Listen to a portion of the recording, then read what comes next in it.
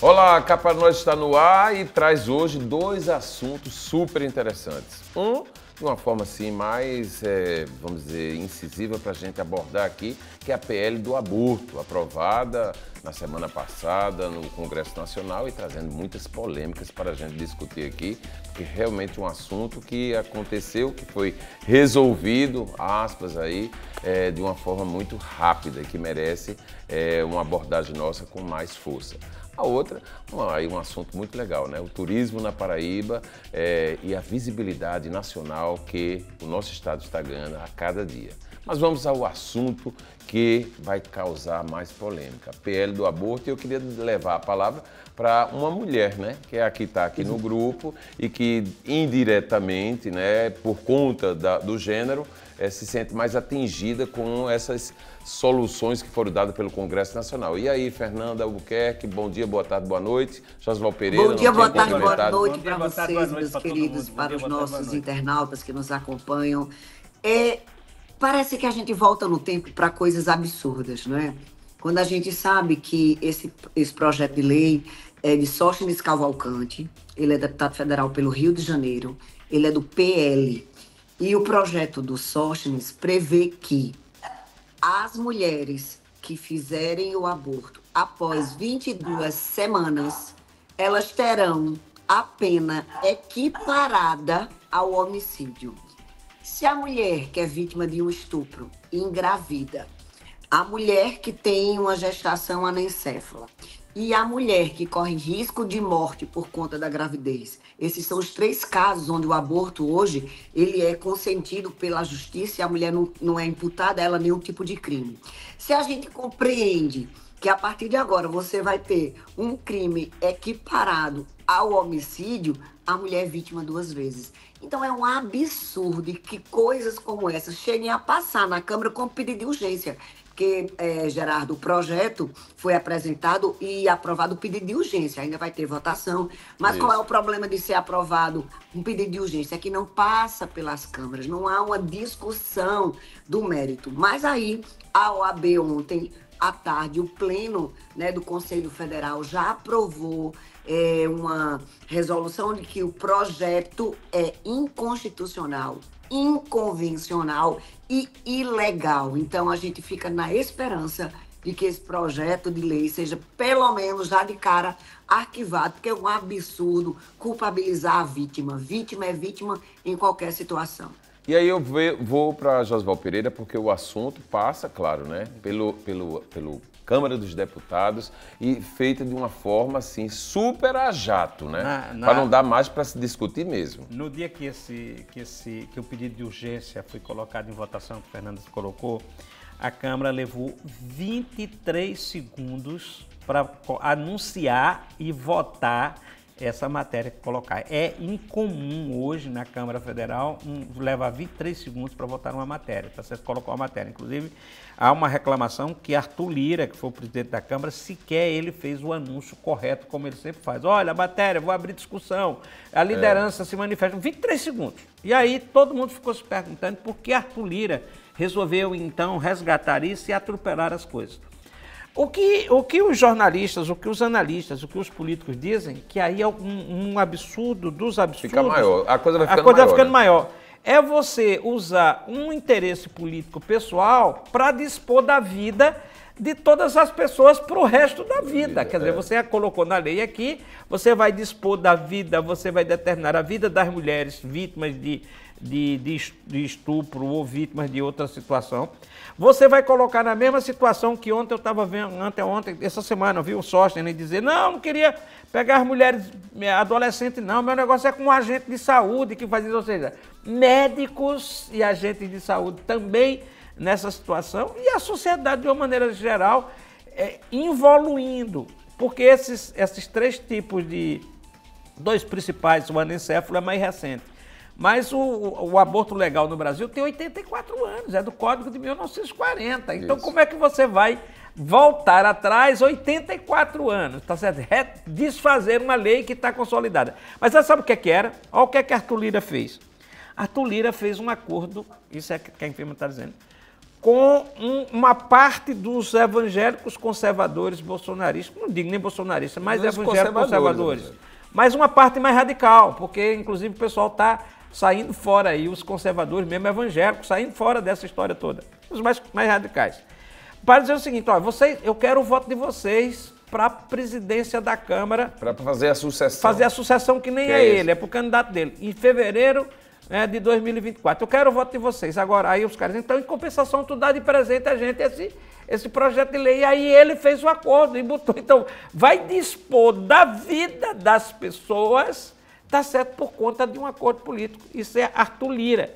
Eu não quero fazer muita coisa, mas, rapaz, toda vez que eu vejo uma liderança, assim, tipo, mais radical, mais assoldada e tal, em tempos de crise no Congresso Nacional, tenho muito medo disso. Olha, medo mesmo e desprotegido nós nos sentimos numa situação como essa. Porque, se a gente analisar, o cidadão, de certa forma, e eu vou colocar a palavra traído, que pode ser considerada muito forte ou não, mas o fato concreto é que, para as mulheres, uma votação de 20 segundos decisivas, colocando-as e imputando, como a Fernanda acabou de falar, 2 vezes por um crime que é discutível, né? Porque a gente precisava discutir para poder encontrar os melhores caminhos. Depois, desprotegido, porque quando se quer alguma coisa com o poder, se faz de qualquer jeito. O país está cansado dessa imposição de se querer e se fazer sem discutir, sem se chegar a um meio termo para poder atender melhor as expectativas do cidadão. Eu fico alarmado porque, seja na esfera, por exemplo, da economia, o presidente Lula entra em cena para impor soluções que não são as soluções plausíveis, discutidas e que consideradas o melhor caminho. Lá do presidente da Câmara, por uma situação de uma sucessão que é pessoal, que ele quer impor de qualquer forma um sucessor na Câmara dos Deputados para poder ter benefício da longevidade do poder, porque é isso que acontece com todos eles que chegam lá, né?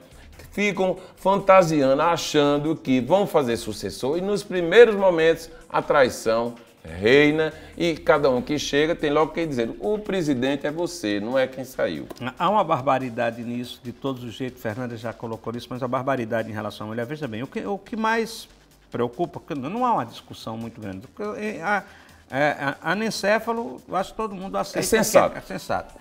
O risco de vida da mãe, aí também tem que colocar, mas o risco de vida da mãe também coloca a história de 22 semanas. E se o risco de vida da mãe começar a surgir numa gravidez já depois de 22 semanas. O que é que se faz? Então, claro que a lei hoje brasileira diz, vai salvar a mãe, tá? Vai salvar a mãe. Mas aí eles querem mudar, nesse caso não salvaria. Nesse caso a mãe estaria sujeita a morrer porque está proibido, seria proibido. Então, depois de 22 semanas, se surge um risco de vida da mãe, tá certo? Então não faria mais o aborto e a mãe morreria e provavelmente o feto também morreria. Né? Então é uma estupidez você imaginar uma lei que chegue que crie uma situação dessa. E aí a outra previsão é claro, o caso de aborto. Quer dizer, os defensores querem impor, que aí eu estava vendo Sóstenes dizer que o aborto numa criança, num feto, depois de 22 semanas, é tortura. Agora, e a tortura de você obrigar uma mulher a ter um filho, toda a vida que olhar para o filho, por mais amor que tenha ao filho, vai criar e vai gerar, mas vai lembrar do aborto. Que tortura de vida. Agora, olha só. O elo para sempre. E o elo para sempre. Olha só esses números. No Brasil, a cada minuto, 2 mulheres são vítimas de violência sexual. 60% das mulheres são vítimas de violência sexual, uma a cada 2 minutos. 60% são de adolescentes até 14 anos. Isso. Até 14 anos. E são essas as que são mais vulneráveis, porque Aquela, às vezes fica grávida e nem sabe que está grávida. Isso. Só vai descobrir. A menina de 10 anos, que inclusive teve que vir para Pernambuco para conseguir fazer o aborto, ela é vítima de estupro do tio, só descobriu a gestação com quase 4 meses. Porque era inimaginável, a menina tinha 10 anos, a mãe, que é criada pela avó, né? A avó não desconfiava. Então, você imagine que uma vítima de estupro, uma criança de 10 anos, já descobriu a gestação com 4 meses, ou seja, com 20 semanas, né? Ou 16 semanas, na verdade. Então, essa criança... E aí o Estado que é responsável por analisar isso, leva mais 3 ou 4 meses para poder decidir aquele processo que vai... O Conselho do Menor, não sei quem, vai para a Justiça, Ministério Público. Aí...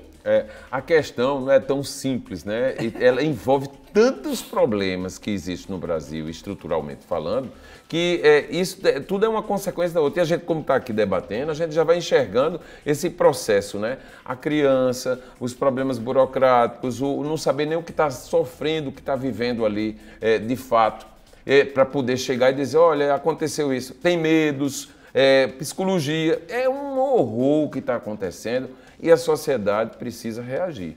O fato concreto Não, e tem um argumento que os extremistas usam que é tão absurdo, porque só mesmo quem não conhece nada de psicologia poderia defender uma situação dessa. Isso. Não, mas ela tem o bebê e ela entrega para adoção.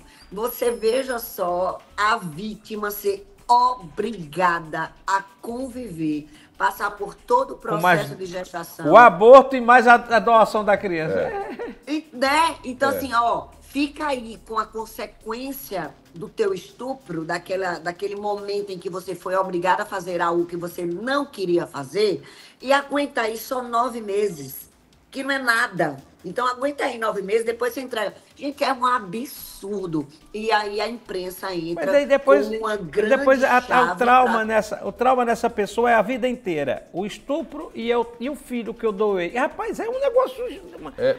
não dá para... Agora, veja bem, esse negócio... O que fazer numa situação como essa? Esse negócio da Câmara, eu vou só chegar aqui, tem 2 questões interessantes.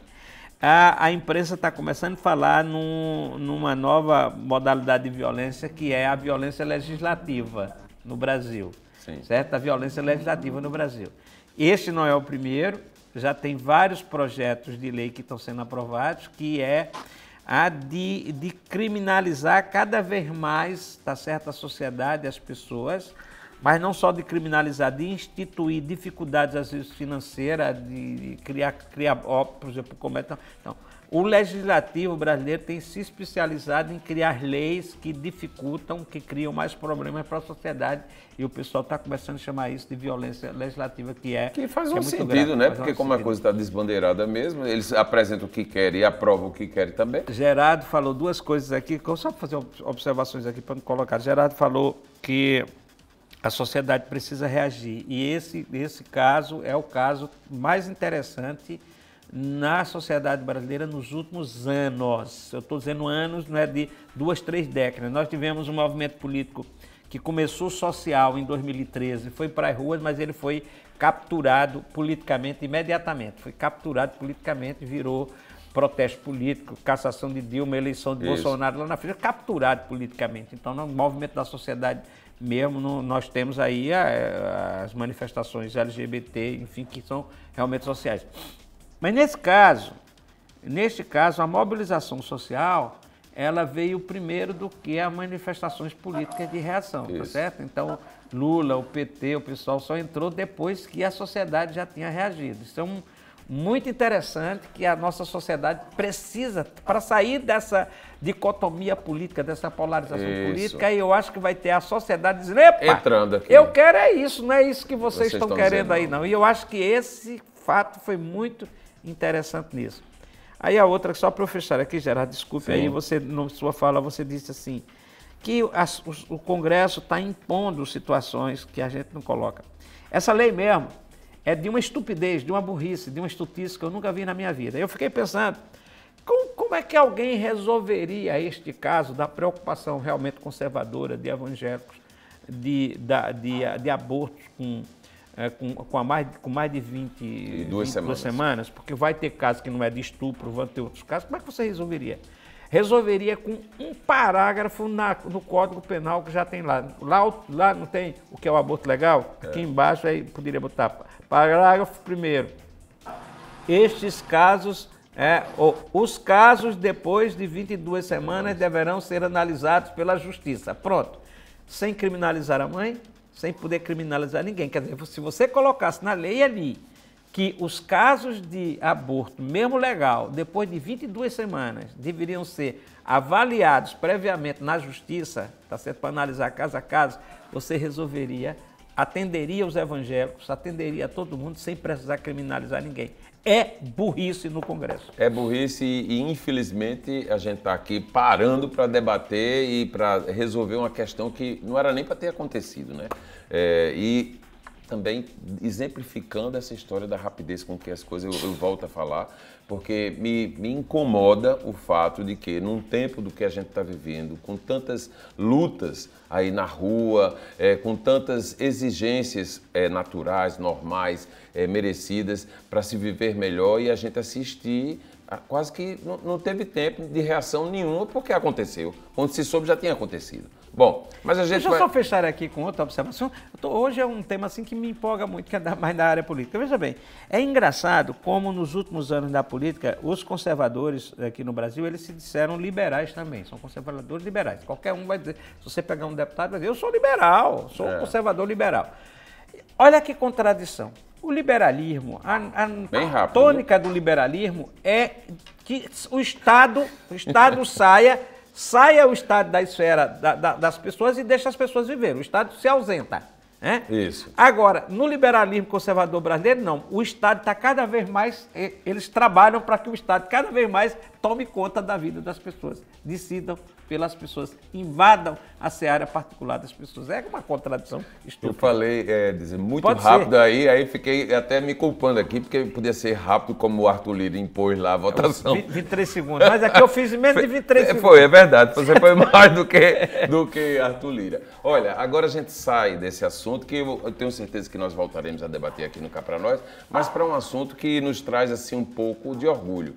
Pouco não, bastante orgulho, né? Nós somos de um estado que as lutas, né, para colocar a economia funcionando, para que ganhe visibilidade, a visibilidade turística que traz, vamos dizer assim, a história bem vista da Paraíba, de um estado rico em atrativos, né, naturais, com praias maravilhosas, com um acolhimento impressionante, muito carinhoso das pessoas que aqui chegam e que começa literalmente a ter resultados práticos no cenário nacional. Foi surpreendida, eu acho que algo até bem trabalhado pelas autoridades junto com quem colocou em cena o atrativo turístico na revista da empresa Azul, empresa aérea Azul, que traz na capa um dos cenários mais lindos, né, Josivaldo, da Paraíba. Acho que dá para pegar aqui. Rapaz, acho que sim. Essa reportagem é muito boa, mas eu vou mostrar aqui. Olha só que coisa linda, né? Mostrando a natureza linda. Eu vou mostrar, né, as fotos por dentro também, olha que dá. Acho que dá para até na edição fazer uma vista enquanto a gente está conversando. Mas eu acho que eu vou mostrar rapidamente. Olha que foto bacana. Isso é uma foto feita de dentro da pedra da boca. O olho. O olho é a pedra da boca, assim, né? Tá vendo? Olha outra que foto linda aqui. Sensacional. Aliás, depois eu queria até ver quem foi o responsável. Olha isso aqui, o Portal da Luz, né? Lá em Cabaceiras, e aí vem para Campina Grande. Isso aqui é o Portal da Luz. Que a gente enxerga tanta coisa aí nesse Portal da Luz, né? Uma coisa linda, realmente, fantástica. Aí vem, cadê aqui? Campina Grande aqui, pegar essa aqui, cadê? Aqui, essa daqui, Campina Grande. O Museu dos Três Pandeiros. Isso, mas tem Bananeiras e tem outras aqui, né? E tem o que a gente está falando toda hora olha aqui, né? Ó. Esse chapéu aí da pedra, né? Olha essa onde essa mulher está... A pedra do capacete. A pedra do capacete, aí tem Bananeiras. E a contemplação do pôr do sol. Essa aí que eu ia dizer. Isso é no Lajedo do Marinho. Poucas pessoas conhecem isso aqui. Olha só. Fica em Cabaceira. Isso aqui tem... Esse pessoal, essa comunidade aqui é para quem quiser acampar aqui embaixo. você não leva nada, você só liga, eu quero 30 barracas, 10 barracas de acampamento. Aí o pessoal monta lá, eu quero almoçar, você quer almoçar em cima do lajedo ou embaixo do lajedo? Isso. E aqui tem as crocheteiras do Marinho, o crochê que essas mulheres fazem aqui. A cadeia, né, que ampara o turismo. De estúpida qualidade. Viu? A cadeia que ampara o turismo, que vem artesanato, vem a gastronomia, vem a acomodação, vai toda se instalando exatamente porque existe uma procura. E essa procura fica mais acentuada em função dessa boa mídia que é feita através das companhias aéreas, por exemplo, a Azul. Aliás, a Paraíba não é a primeira vez que ganha essa notoriedade, né? A Gol já fez, a Azul está fazendo agora, está sempre sendo colocada porque é aquela história, viu, Fernanda, que a gente escuta toda hora. A Paraíba virou a bola da vez, não é só na construção civil, né? Eles não escolhem, a edição não vai escolher, a capa vai ser a Paraíba, não escolhe de graça não. Eu vou dar um presente à Paraíba, a Azul não faz isso, eu vou dar um presente à Paraíba. É com propósito porque vê que tem resultado, né? É porque está trazendo gente para cá, está funcionando aqui, é uma troca aqui, é renegócio que eles estão fazendo. Agora. Cadê Fernanda? Eu tô aqui pensando como a gente está mudando também o olhar para o turismo na Paraíba. Isso. Antigamente a gente vendia as nossas praias, a gente vendia toda essa parte litoral, litoral sul, litoral norte. E aí quando a revista Azul traz a capa O Lajedo, mostra o turismo rural, que está ficando muito forte aqui. As trilhas, os acampamentos. Que é o objetivo, né, Fernanda? É a interiorização, né? Fazer com que o turista chegue e fique mais tempo aqui. Ficando mais tempo, vai gastar mais dinheiro dentro desse período e vai trazer o dinheiro novo que a gente precisa. Eu acho essa observação de Fernanda fantástica e eu posso dizer que esse trabalho hoje aqui não é um trabalho quer dizer, está divulgando o interior porque esse interior criou uma infraestrutura capaz realmente de receber turismo, inclusive algumas, por exemplo, o Lajedo do Marinho nem é tão estrutura, mas oferece uma forma, um jeito. O Sebrae, eu vou fazer esse registro aqui, o Sebrae, por exemplo, eu fui no Lajedo do Marinho a primeira vez, tem aqui uns 8 ou 10 anos, fui levado pelo Sebrae para mostrar.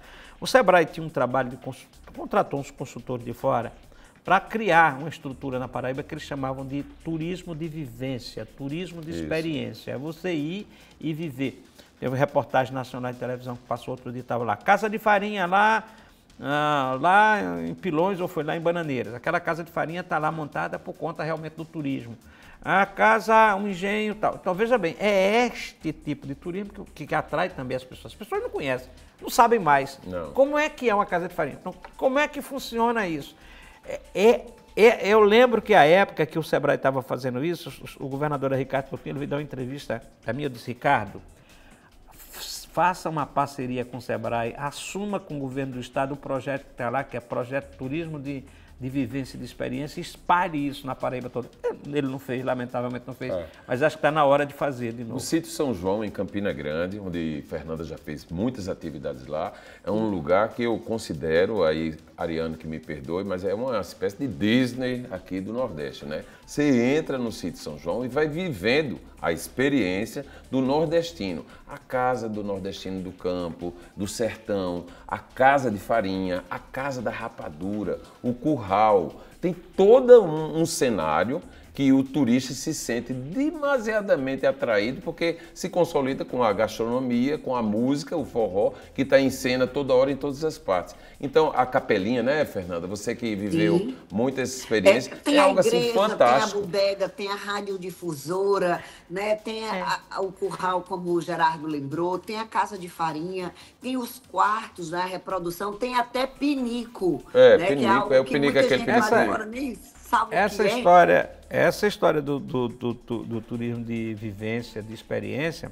eu acho que é uma história que a Secretaria de Turismo da Paraíba tem que viver. Veja bem, o São João, as quadrilhas de Campina Grande e da Paraíba, elas, como as escolas de samba do Rio de Janeiro, essa era a ideia, inclusive, dos consultores do Sebrae, elas têm todas as condições hoje de passar o ano todo funcionando. É isso aí. Veja bem, se você está na agência turística e diz assim, ó, todo sábado a quadrilha tal vai ter aula de forró, certo?